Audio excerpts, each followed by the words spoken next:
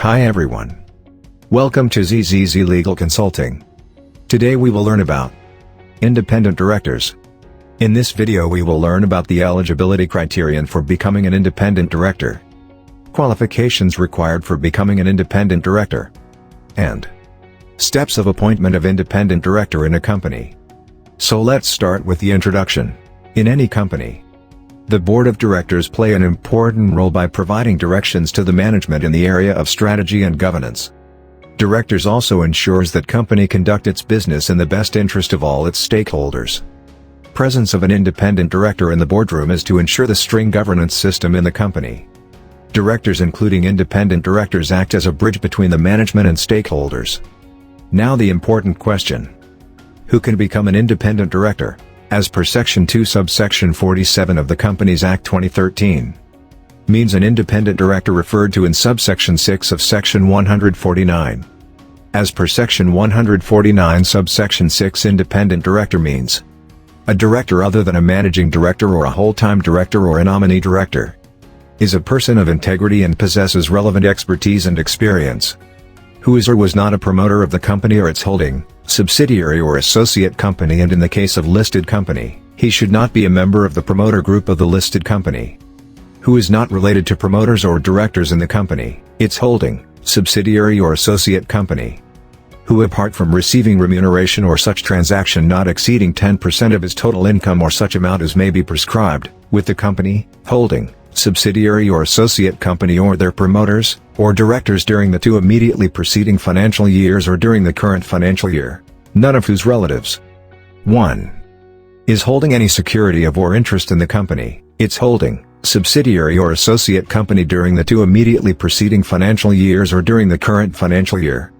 Provided that the relative may hold security or interest in the company of face value not exceeding 50 lakh rupees or 2% of the paid-up capital of the company, its holding, subsidiary or associate company, or such higher sum as may be prescribed. 2.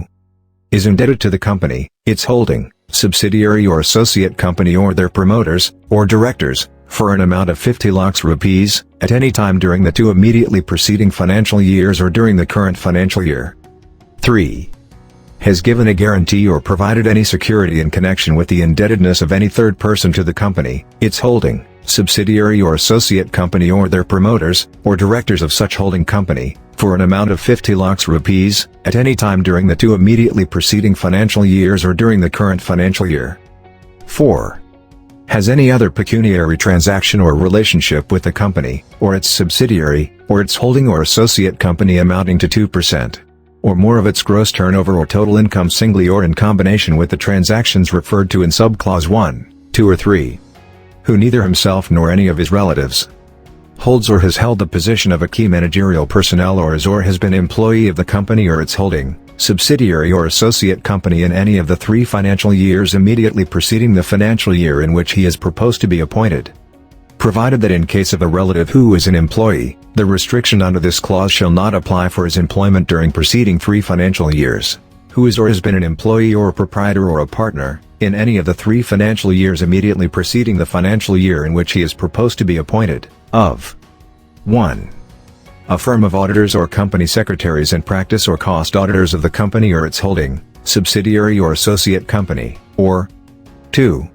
Any legal or a consulting firm that has or had any transaction with the company, its holding, subsidiary or associate company amounting to 10%, or more of the gross turnover of such firm. Who holds together with his relatives 2%, or more of the total voting power of the company. Who is a chief executive or director, by whatever name called, of any non-profit organization that receives 25%, or more of its receipts from the company, any of its promoters, directors or its holding, subsidiary or associate company or that holds 2%, or more of the total voting power of the company. Who in case of listed company, is a material supplier, service provider or customer or a lessor or lessee of the listed company. In case of listed companies, he should not be less than 21 years of age. In case of listed company, who is not a non-independent director of another company on the board of which any non-independent director of the listed company is an independent director. For instance, Mr. X is an executive director of company ABC and is also an independent director on company LMP. then non-independent director of company LMP cannot be appointed as an independent director of company ABC. Now move on to second part of our video. Qualifications of independent director. As per Rule 5 of Companies Appointment and Qualification of Directors Rules, 2014. An independent director shall possess appropriate skills, experience and knowledge in one or more fields of finance, law, management, sales, marketing, administration, research, corporate governance, technical operations or other disciplines related to the company's business. None of the relatives of an independent director, for the purposes of subclauses 2 and 3 of Clause D of subsection 6 of Section 149. 1. Is indebted to the company, its holding, subsidiary or associate company or their promoters, or directors, or 2. Has given a guarantee or provided any security in connection with the indebtedness of any third person to the company, its holding, subsidiary or associate company or their promoters, or directors of such holding company, for an amount of 50 lakhs rupees, at any time during the 2 immediately preceding financial years or during the current financial year. Now let's move to another part of our video. Number of independent directors on board. As per Companies Act, 2013, every listed public company to have at least 1/3 of the total number of directors as independent director. Following companies should have at least 2 independent director. Public companies having paid up share capital of rupees 10 crore or more, or public companies having turnover of rupees 100 crore or more, or public companies which in aggregate, outstanding loans, debentures and deposits, exceeding rupees 50 crore. Following are exempt from above requirement: joint venture, wholly owned subsidiary and dormant company. As per LIDR, 2015, every listed company shall have optimum combination of executive and non-executive directors with ratio of 50-50 with at least 1 women director. If chairman of the listed company is non-executive, then company must have 1/3 of board as independent director. If chairman of the listed company is not non-executive, even if non-executive director is related to promoter or promoter group, then company must have half of board as independent director. If company has outstanding SR equity shares, then at least half of the board must be independent director. Our next part of the video is number of directorship. As per Section 165 of the Companies Act, a person can become director in maximum of 20 companies. Out of these 20 companies, 10 are the limit of public companies. For counting the number of public companies, directorship in private company which is holding, subsidiary or associate of the public company shall be included. Directorship in these companies shall not count. Dormant company. Now steps involved in the appointment of independent director. 1. Triggering the applicability of Section 149. 2. Obtaining of DIN. 3. Registration with databank by the independent director. 4. Recommendations of nomination and remuneration committee to the board of directors. 5. Selection by the board from the databank. 6. Consent of independent director to act as director. 7. Disclosure of interest in other entities by independent director. 8.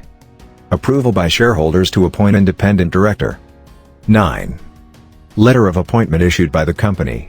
Now, one step involved in the appointment of independent director talks about databank. Well, every individual who has been appointed or proposed to be appointed as independent director as on or after 1st of December, 2019, shall before such appointment apply online for the inclusion of his name in the databank. Every individual whose name has been included in the databank shall give online proficiency self-assessment test within 1 year from the date of his name inclusion in databank. Some are exempt from this test. If someone served as a director or KMP for a total period of not less than 3 years in 1. Listed company. 2. Unlisted public company having paid up capital of rupees 10 crore or more. 3. Body corporate listed on recognized stock exchange. In this video we cover theory portion about the independent director. In our next video we will learn about practical aspects of independent director. Thank you.